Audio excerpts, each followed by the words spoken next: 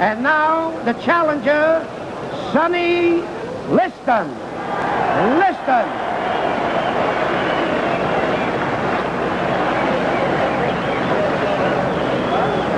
His opponent from Louisville, Kentucky. He's wearing white trunks. He weighs 206. The heavyweight champion of the world, Muhammad Ali.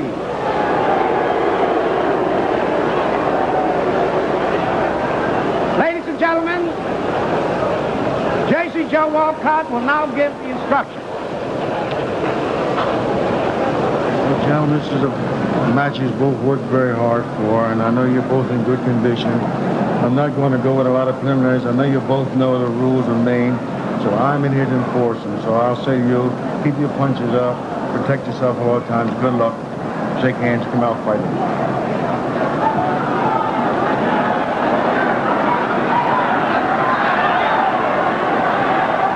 All right, we're just about ready to go. Muhammad Ali saying a prayer in his corner before coming out to meet the challenger. And did you notice the way Liston was sweating under those hot lights?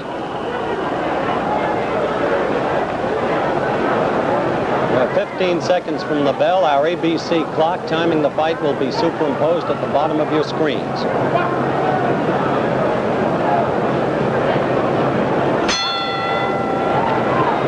Here we go. Tactics the same as in the first fight. Established almost immediately. Clay moving consistently to the left, virtually in a circle. Liston relying upon the left jab.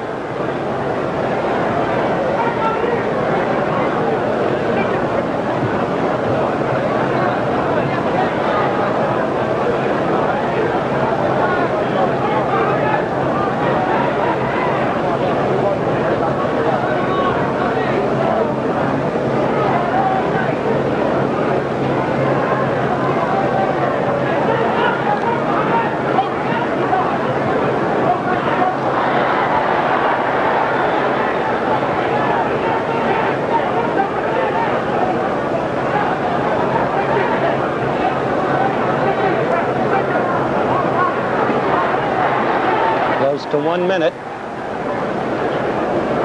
1 minute, the time officially proclaimed by the Maine Boxing Commission as the end of the fight. Good right by Clay.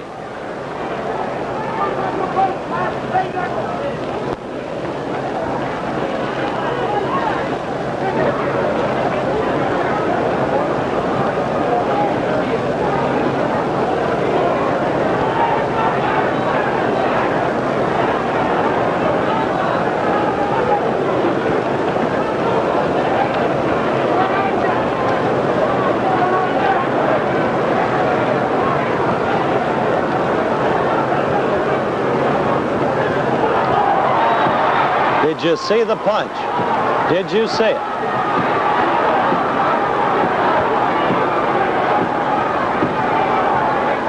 By the ABC clock, 1 minute 53 seconds was 10 seconds after Liston hit the canvas.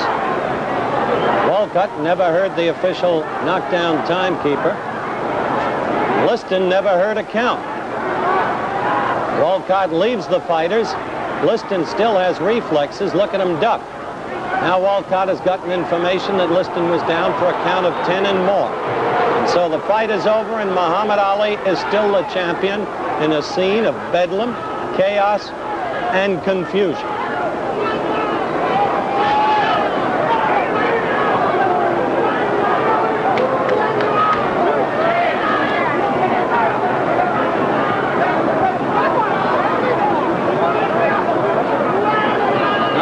Confused is Jersey Joe Walcott.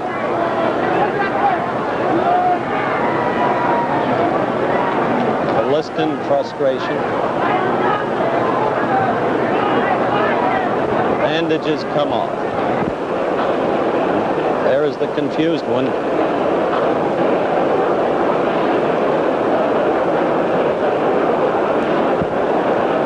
Champion adulation, interviews.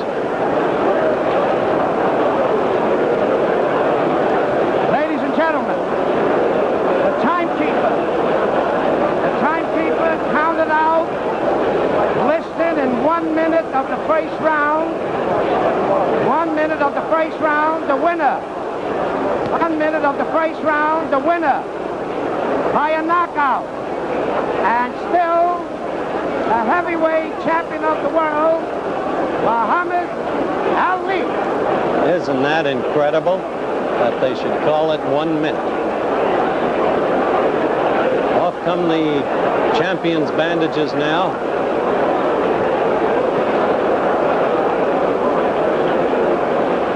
And the champion tells the press exactly how he feels about at least some of them. But you can hear the crowd chanting in the background, many young Bates College students among them. Now here he's going to talk with the other television commentator, Steve Ellis. Watch the game. All right, Cassius. Wait a minute, Muhammad Ali. Wait a minute now. Muhammad Ali, better known as Cassius Clay. Muhammad, what was the punch that won it for you? You're a real champion at this point. Well, the punch that won the fight for me, I believe was a left hook or a right cross. And one of the two, I really can't think because I was moving too fast. A left hook or a right cross? That's right. All right, now, did you think you were going to be able to do it in the first round? You did it in 6 rounds last time, Cassius. Didn't I tell the world that I had a surprise? And that if I told you the surprise, you would not come to the fight. With me was Almighty Allah and his messenger, and I've been saying my prayers regular, living a righteous life, right. And as you see, what happened? Oh, wait a minute. Now, let me ask you this, if I may, Cassius. Wait a minute. Muhammad. All right, no, wait a minute. Okay, all right, Muhammad, tell me this. Did you think, did Liston hit you with any kind of shot that maybe hurt you, any whack toward the body? No, he hit at my body, but he hit my arms instead. He hit your arms instead. I'm a little too fast, Steve, to be hit by slow fellas like You seemed very confident at the beginning. Why were you that confident coming out? I'm confident because Allah's with me and his messenger, Elijah Muhammad. All right, now, Muhammad, tell me this. What did you really knock him out with the left hook and the right smash? Well, I would like to see the videotape if you have it. All right, do we have the videotape? Yes, we do. Show you more. All right, we have the videotape, and let's try for viewers all over the world see what we had. Beautiful footwork. I was getting ready to come in there with a pretty right, but he was in the way. He was in the way. Yes, I must say this was an easy payday. My shape was so good, it really surprised me. I came in at 2. Now you're going to hit him. Watch closely. Watch closely. Is it a right-hand counter? You tell us what it is. I think it was a right-hand counter, not the left hook that you talked about a while ago. Well, didn't I tell you that Liston said in my poem, I want the world to know that I apologize. This kid is so fast, he can't be touched, you know. Now watch this. Watch closely. He's still the aggressor, at least moving towards you. This is scientific action, you feel. I'm a creative fighter, just taking my time and watching him knock him out. The man is a little afraid. All of this talk about somebody coming in the arena with bombs and machine guns scared him to death. It didn't scare me, but it scared him. Well, now, Bodini, there it is. That was the right-hand counter. Let's watch it. Let's watch it. A right-hand counter, as I saw it. Steve, you have never saw the real Muhammad Ali. I haven't had time to warm up yet. You haven't? I haven't had time to just sit down and let's look at it again. Now, that right hand was good. He aims toward the belly. He hit you under the heart there. Yeah, I didn't feel it. You didn't? No, let's watch it. I thank Allah for his messenger, Elijah Muhammad, for giving me the confidence to conquer all of this fear they tried to put in me here tonight. I don't want to overlook it. Describe this to us. Here he's coming towards you. He's moving in. You counter, I think. I know I just blocked that right hand with my elbow. See, you notice my guard is down. I can't be hit because I have split-second timing with footwork and head work. All right, now watch it. Here it goes, in my opinion, as I look back. Halfway through this first round, or a little better. He's off balance. I'm glad you're showing this in slow motion. I see why now. So fast, I don't guess you can see me in real action, Harley. You're too tough for me. You're too tough for me to see. All right, let's be looking closely. Long time in slow motion for this to happen. No. That's right hand. Right hand. The right hand hurt him. Right hand. Watch it. What was it? Did you think he was getting up? Oh, I knew he would fall early, but I wanted it to be about 3 or 4 minutes later. Why are you standing over him, I'm trying to tell the bum to get up and fight. People Why are pay you all the doing money. that? Tell me why. That was ABC's exclusive slow-motion videotape coverage of the fight. We'll be back with the knockout in slow motion and again from a different camera angle in just a minute.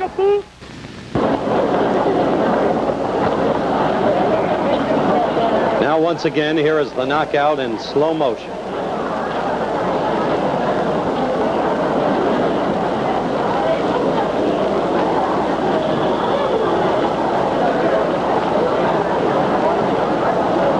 Trust that time you saw the blow cleanly.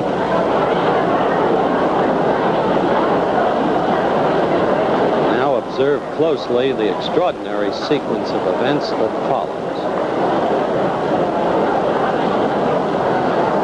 First, the refusal of the champion to go to a neutral corner.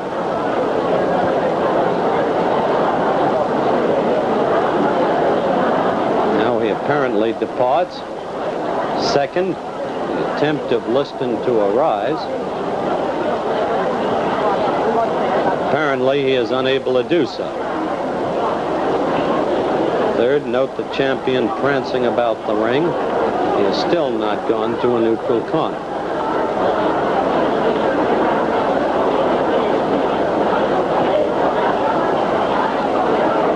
Fourth, the fight actually resumes.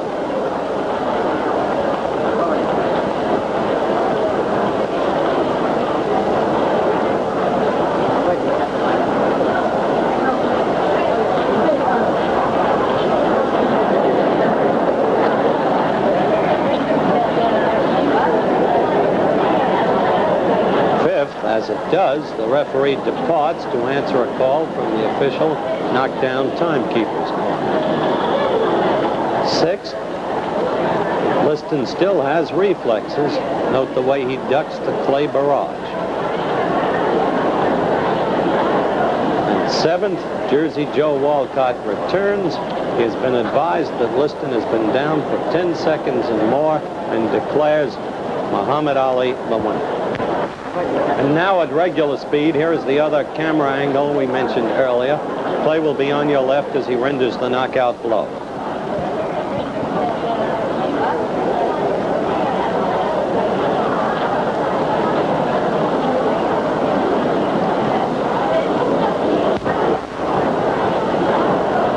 And there you saw it once again. Now, before we go to Robert Riegel, let's listen to some post-fight comments by Liston and Muhammad Ali. What happened when you tried to get up? Do you think the fight would stop before it should have? Well, only thing I was trying to pick up the count.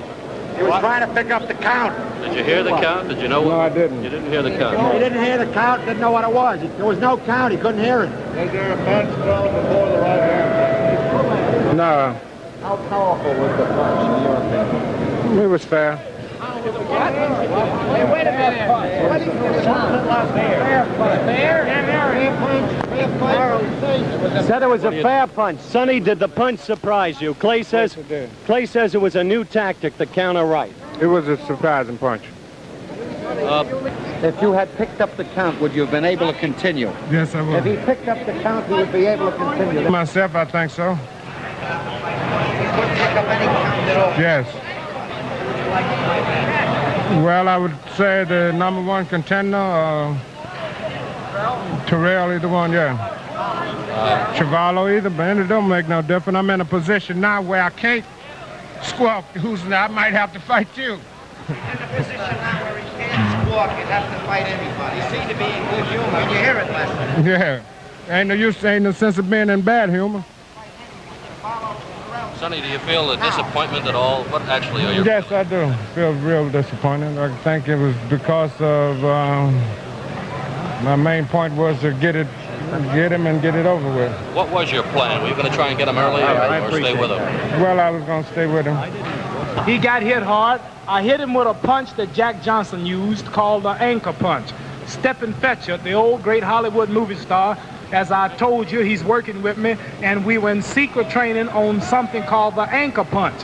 And this is a punch that Jack Johnson took to the graveyard with him. Nobody knew it but Stephen Fetchert, and it's a twist-like chopped right hand that is hard to see.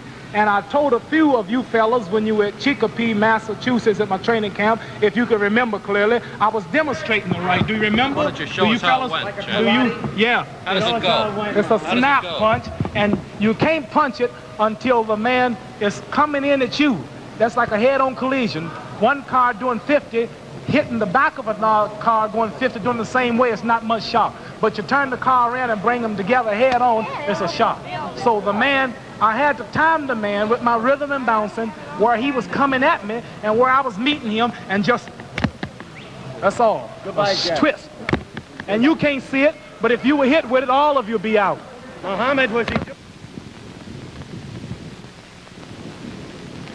In boxing, when the championship of the world is at stake, defeat without punishment always creates doubts in the minds of the fans. I guess that's because of the great fighters we've had down through the years, the great fights, and the great pictures of those fights. Like this one, the day Jack Dempsey gave a tremendous beating to Gibbons in Shelby, Montana in 1923. Or this one, when Rocky Marciano won his world championship in the 13th round with his tremendous right hand to Jersey Joe Walcott's chin. There was never any doubt about this punch or about Marciano causing the damage. Or in the two fights with Eza Charles and the tremendous punishment Charles took and Marciano's battered face.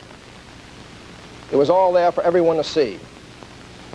But in Lewiston, Maine, in the last heavyweight championship fight between Liston and Clay, there was a great deal of doubt. This is the first punch of the fight. Clay throwing a right hand over Liston's left jab. This is Clay's second right hand, the one many people thought was the best punch of the evening. It caught Liston on the chin, but he kept on fighting. And this sequence shows precisely what happened and how the punch in question was landed. Clay was circling to his left, as he always did in the first fight and in this fight. Then Sonny Liston threw his 17th jab. He was short with it. He missed on all 17 jabs of the fight. You'll notice Clay's hands. Both his gloves are below his belt. He's circling to his left, on his toe, and then suddenly he brings his right hand up over Liston's jab and connects on the side of Liston's head. He's pushing off his rear foot. His power is coming all through his body. He has every intention of landing the blow. Liston crumples. His gloves come together. And now if you look at Clay's feet, he's swinging to the right. He seems to be off balance. But the punch has landed. And then he follows through with a left hook, but of course it misses as Liston goes down. This is the punch which so many people did not see. Another question is, for a man like Liston, who had never been floored before, how can one punch like this put him down, especially when thrown by Clay so early in the fight? There is one theory that's very interesting, and that's the karate idea. The idea that a fighter throwing a particular punch in a particular style, as Clay can do because he has this great balance, this great speed which you need in karate, and the fact of the twisting motion at the waist, which a karate fighter always has, and the way when you bring the glove up, you turn your fist over. The karate people call this focusing the punch. A hook is like this, a jab is like this, but a karate punch is like this. I don't say, or no one says, that Clay intentionally threw a karate punch or that he planned this punch, but because of the nature of his style of fighting, it's perfect for throwing such a punch. And perhaps landing here on Liston's head and throwing it in his style, which is natural to him, it was very effective. This could have done it. However, with all the slow motion tape, with all the high-speed film, there is one question to be answered, and one question which photography will never show. And that's, what about the integrity of a fighter, his courage and his skill and his desire to win? No camera showed it that night in Miami when Liston stayed in his corner, and no camera showed it in Lewiston. The immortals, Jack Dempsey and Rocky Marciano, will discuss this idea in a little while, but right now, the famous referee, Ruby Goldstein, and Howard Cosell.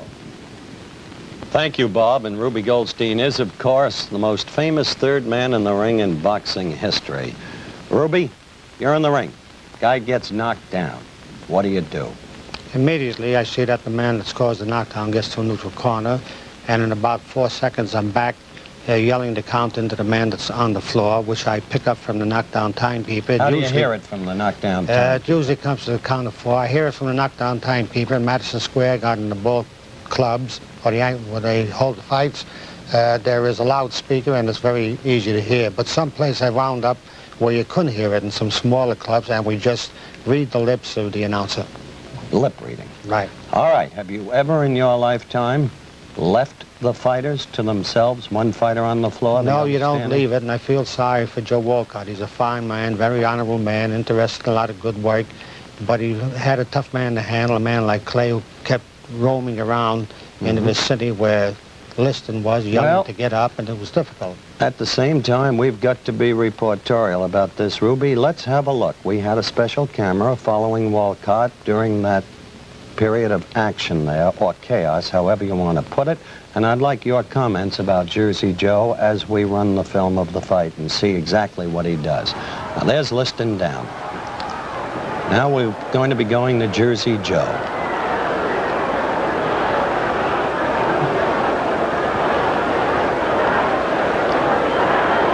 See him looking over there? What would you have been doing? Well, if you notice, he's got a little difficulty there with Clay yelling and making motions. But he didn't even go to Clay. Well, he probably don't know where the knockdown timekeeper is sitting, and he probably doesn't hear what he's saying, and he's going over to find out what's going on. It is wrong, but I feel sorry for a fine guy like Walcott. And not having heard the timekeeper, his key error was to run over there and then declare the fight over. Because you can't declare a fight over, can you, Ruby, if the man is never going to a neutral corner who's not the other man? No, you don't have to count. You can tell the timekeeper to hold up the count, and that's why Dempsey had the long count in Chicago with Gene Tunney.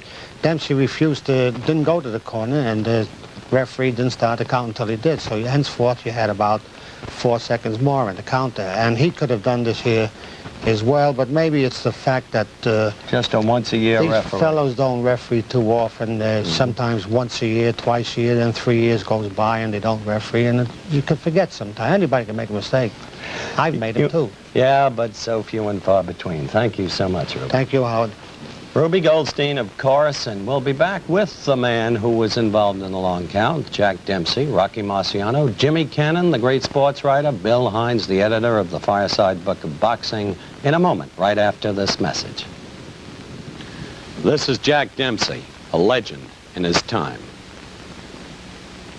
And Bill Hines, boxing expert, editor of the Fireside Book of Boxing, author of the great boxing novel, The Professional.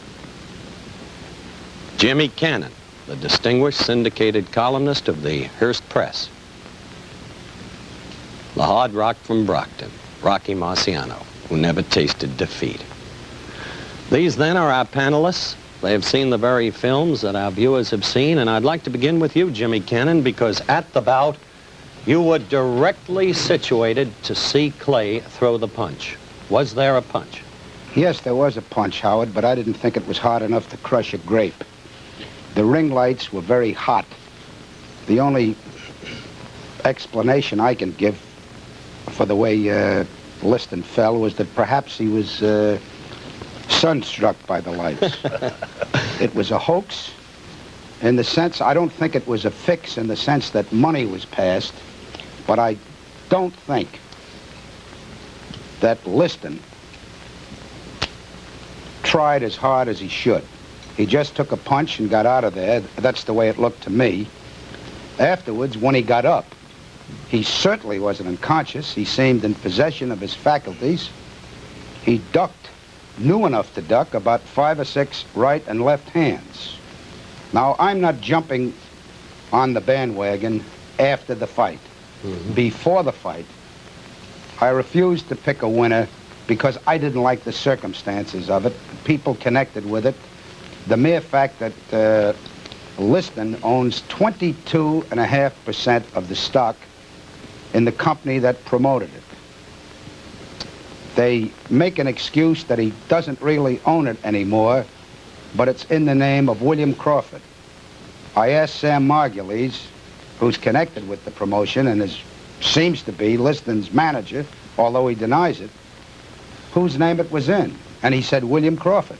And I said, who is William Crawford? And he said, Liston's father-in-law. All right, Jimmy, I'm going to move from that to Rocky Marciano because, Rock, you and I were seated together right beneath Liston, virtually, where he fell.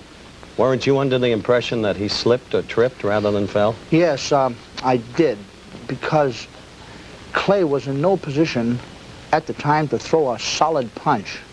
He was moving from side to side in those funny moves that he makes, and it looked like he pulled back, threw a sort of a leading right hand without too much power, but from the films, evidently after he threw it halfway, he then put some power behind it and did get in about 6 inches of punching power. Didn't you feel that Walcott thought Liston slipped or tripped? Yes, he acted that way because he just didn't start the count at all.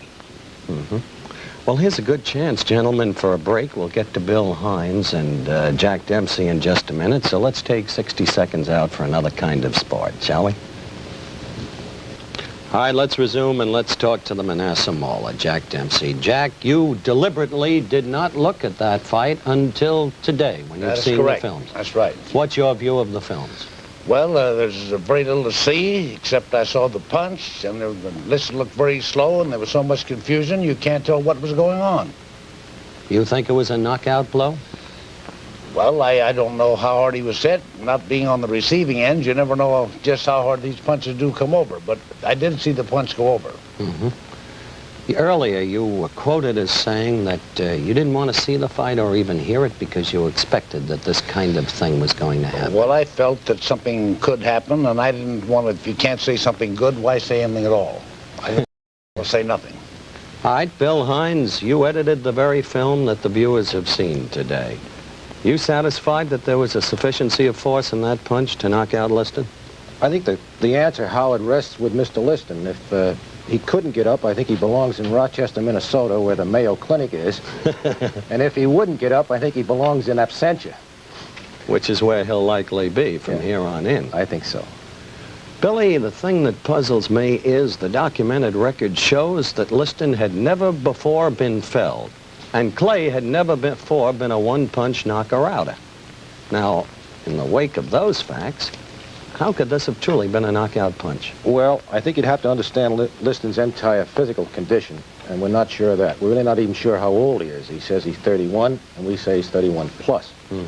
Certainly he looked like an old man, and as the two pros here can tell you, when you get to a certain age, you just don't live under a punch the way you did when you were young.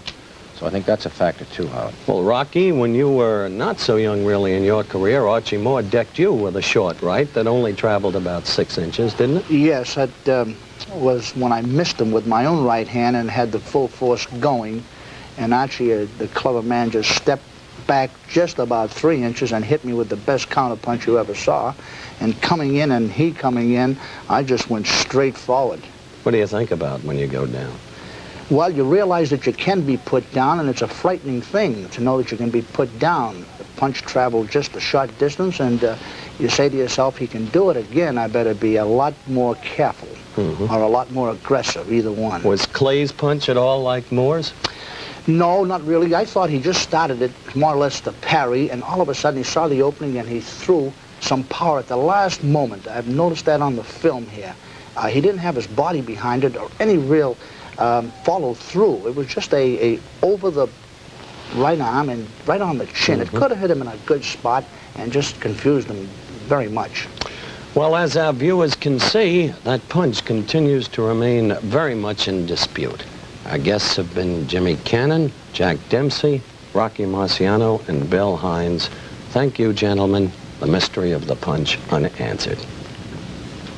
That's the way it was that May 25th, 1965 in Lewiston, Maine, in a high school hockey rink where they had a heavyweight championship fight. The big questions remain unanswered. Yes, there was a punch, but was it of sufficient force to knock out a man who had never been floored before? What about the referee, Jersey Joe Walcott, and his total confusion?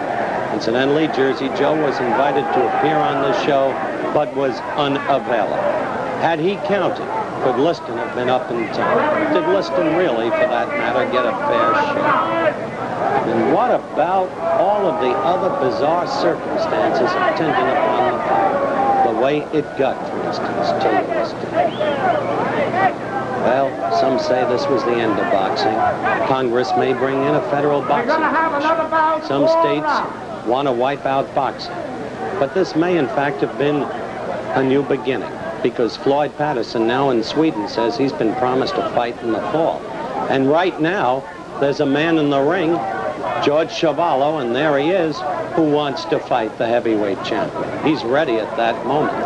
He may get the next shot. Indeed, this may be a new beginning. That's the story of the big fight, Muhammad Ali against Sonny Liston. What about next week on Wide World of Sports? Well, next week, ABC's Wide World of Sports will be at the Commodore Hotel in New York City for the World Pocket Billiards Championship. Luther Wimpy Lassiter will be defending his title against Joe Balsas. Lassiter and Balsas meet in the finals of this competition involving an outstanding field of America's pocket billiards players. Also next week, we'll present an outstanding topical event of international significance. So be sure to check your local listings for ABC's Wide World of Sports next week. The executive producer of ABC's Wide World of Sports is Rune Arledge. The Clay Liston segment was produced for ABC by Jim Spence and Jim Colligan and directed by Marshall Diskin, Bob Delaney, and John Sedgwick. Parachuting coverage produced by Jack Lubell and directed by William Bennington. Today's remote pickups were by ABC New York and Hollywood. Nationwide and worldwide travel arrangements for ABC's Wide World of Sports made through in promotional consideration furnished by TWA Trans World Airlines. Remember to check your local listings for ABC's Wide World of Sports next week. Now, this is Howard Cosell saying so long. The preceding program was pre-recorded.